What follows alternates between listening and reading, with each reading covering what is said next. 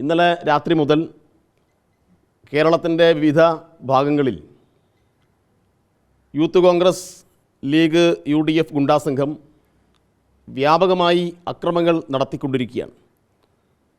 അതിന് കാരണമായിട്ട് അവർ പറയുന്നത് പേരാമ്പ്രയിൽ അവിടെയുള്ള MP ഷാഫി പറമ്പലിന് മർദ്ദനമേറ്റു എന്നുള്ളതാണ്. യഥാർത്ഥത്തിൽ എന്താണ് അവിടെ ഉണ്ടായത് എന്ന് മാധ്യമങ്ങൾ നല്ലതുപോലെ റിപ്പോർട്ട് ചെയ്യേണ്ടതുണ്ട്. അവിടെ ഇപ്പോൾ UDFൻ്റെ ക്യാമ്പിൽ അവർ പ്രചരിപ്പിക്കുന്നത് പേരാമ്പ്രയിലെ CKG കോളേജിൽ SFI തോറ്റതുകൊണ്ട് അതിൽ നിരാശ കൊണ്ട് അവിടെ സംഘർഷമുണ്ടായി എന്നാണ്. യഥാർത്ഥത്തിൽ CKG കോളേജിൽ ആരാണ് പരാജയപ്പെട്ടത്?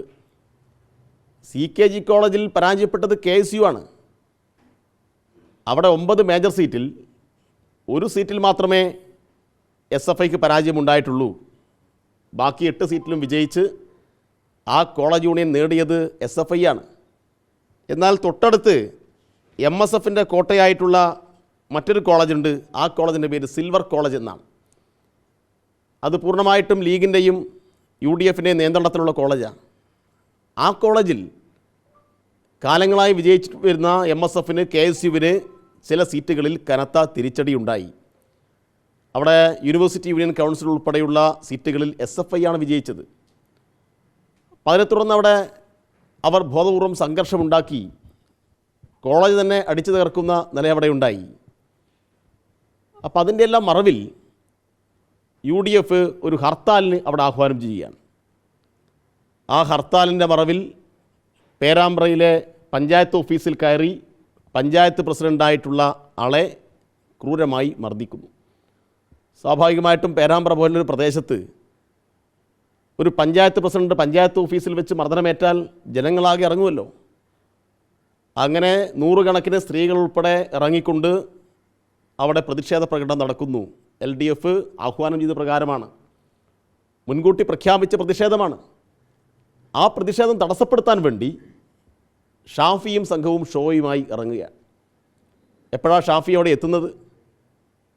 LDFൻ്റെ പ്രകടനം നടന്ന് ആ പ്രകടനത്തിന് നേരെ UDFൻ്റെ ആളുകൾ സംഘർഷമുണ്ടാക്കാൻ പ്രകടനമായി വരുന്നു. പോലീസ് നടുക്ക് നിൽക്കുന്നു.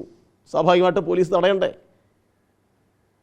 അപ്പോൾ LDFൻ്റെ ആളുകൾ പറഞ്ഞു, ഷാഫി വരും എന്ന് കേൾക്കുന്നുണ്ട്. ഷാഫി വന്നാൽ അവിടെ സ്വാഭാവികമായിട്ടും എന്തുണ്ടാവുമെന്ന് അറിയാലോ.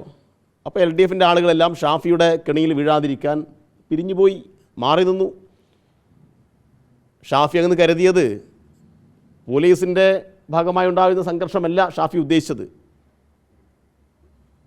ഷാഫി ഉദ്ദേശിച്ചത് LDFൻ്റെ പ്രകടനത്തിന് നേരെ ഇരച്ചു കയറുക, അവിടെ സംഘർഷം ഉണ്ടാക്കുക എന്നായിരുന്നു. പക്ഷെ അത് LDFൻ്റെ പ്രവർത്തകരുടെ ആത്മസമയനം കൊണ്ട്, ഷാഫിയുടെ ഈ കാഞ്ഞ ബുദ്ധി തിരിച്ചറിഞ്ഞതുകൊണ്ട് അത് നടന്നില്ല. പിന്നെ അവിടെ പോലീസുമായി സംഘർഷത്തിൽ ഏർപ്പെടുകയാണ്. ഇപ്പം ചില വീഡിയോ ദൃശ്യങ്ങളെല്ലാം കാണിച്ചിട്ട് ഷാഫിക്ക് നേരെ ക്രൂരമായ മർദ്ദനമുണ്ടായി എന്നൊക്കെ അങ്ങ് പ്രചരിപ്പിക്കുക. ഇതെല്ലാം ഷാഫിയുടെ ഷോയാണ്. ഷാഫി ഇതിനു മുന്നേയും ഒരുപാട് ഷോ കാണിച്ച ആളാണല്ലോ, നമുക്കറിയാലോ.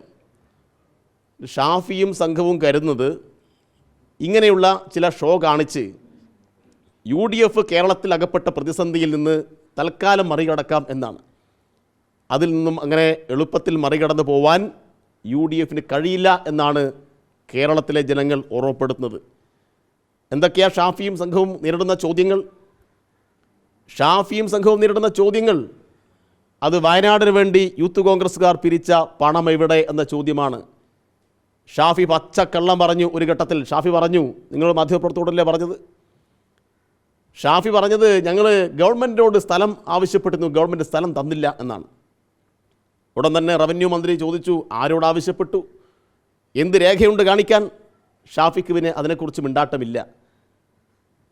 രാഹുൽ മാങ്കൂട്ടത്തോട് യൂത്ത് കോൺഗ്രസിൻ്റെ ക്യാമ്പിൽ വെച്ച് ആളുകൾ ചോദിച്ചു, അല്ല പിരിച്ച കോടികൾ എവിടെ? വിവിധ ചലഞ്ചുകൾ വഴിയും വിദേശത്ത് പോയിട്ടും NRI അവരുടെ അനുഭാവികളെ വെച്ചെല്ലാം പിരിച്ച കോടികൾ എവിടെ? പിന്നെയാണ് പൊതുസമൂഹത്തിന് മനസ്സിലായത്, പിരിച്ചെടുത്ത കോടികൾ ഗർഭചിത്രം നടത്താനും ബാംഗ്ലൂരിലേക്ക് പോവാനും കേസുകൾ സെറ്റിൽ ചെയ്യാനും വേണ്ടി ഉപയോഗപ്പെടുത്തി എന്നല്ലേ ആളുകൾക്ക് മനസ്സിലായത്. അപ്പോൾ ഇങ്ങനെയുള്ള ചോദ്യങ്ങളുടെ മുന്നിൽ നിന്ന് രക്ഷപ്പെടാൻ വേണ്ടി ഇമാതിരി പൊറാട്ട് നാടകങ്ങൾ കളിച്ച് കേരളത്തിലെ ജനങ്ങളെ പറ്റിക്കാൻ നോക്കണ്ട. കേരളത്തിലെ കോൺഗ്രസിൻ്റെ ഒരു അധപ്പതനം നോക്ക്. കേരളത്തിലെ കോൺഗ്രസ് ഷാഫിയുടെ ഫാൻസ് അസോസിയേഷനായി മാറുന്നു. എന്തൊരു നാണക്കേടാണ്! എന്തെല്ലാം തെമ്മാടിത്തമാണ് ഈ സംഘം ചെയ്തുകൊണ്ടിരിക്കുന്നത്. ഒരു ക്രിമിനൽ സംഘമാണ്. ഈ ഷാഫിയും രാഹുലും അടങ്ങുന്ന ഒരു ക്രൈം സിൻഡിക്കേറ്റ് കേരളത്തിലെ കോൺഗ്രസിൽ മേധാവിത്വം ഉറപ്പിച്ചിരിക്കുന്നു. ഈ ക്രൈം സിൻഡിക്കേറ്റിൻ്റെ പുതിയ പുതിയ ക്യാപ്സൂളുകൾ അത് ഷാഫി ഷോയായിട്ട് ഇറക്കാൻ നോക്കുകയാണ്. കേരളത്തിലെ ജനങ്ങൾ ഇത് തിരിച്ചറിയും എന്ന കാര്യത്തിൽ തർക്കമില്ല. അതുകൊണ്ട് ഇതിനെ മുൻനിർത്തിയിട്ട് കേരളത്തിലാകെ സംഘർഷമുണ്ടാക്കി ഞങ്ങളങ്ങ് ഭയപ്പെടുത്തി കളയാം എന്നൊന്നും ഷാഫി കരുതണ്ട. ഇന്നലെ കോഴിക്കോടും വിവിധ പ്രദേശങ്ങളിൽ ഞങ്ങളുടെ ചില പ്രചരണ ബോർഡുകൾ, ഞങ്ങളുടെ കൊടിമരം ഇതെല്ലാം പിഴുതെറിയുക, നശിപ്പിക്കുക, ഇതൊക്കെയാണ് ഇന്നലെ രാത്രി നടത്തിയിട്ടുള്ള ഷോ.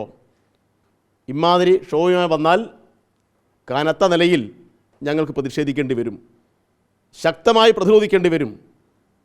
അങ്ങനെ കേരളത്തിൽ ഒരു സംഘർഷം രൂപപ്പെട്ടാൽ അതിന് ഉത്തരവാദി പൂർണ്ണമായിട്ടും ഷാഫിയും കോൺഗ്രസുമായിരിക്കും. അതുകൊണ്ട് ഷാഫിയുടെ ഷോ തിരിച്ചറിയണം എന്നാണ് ഞങ്ങൾക്ക് അഭ്യർത്ഥിക്കുവാനുള്ളത്.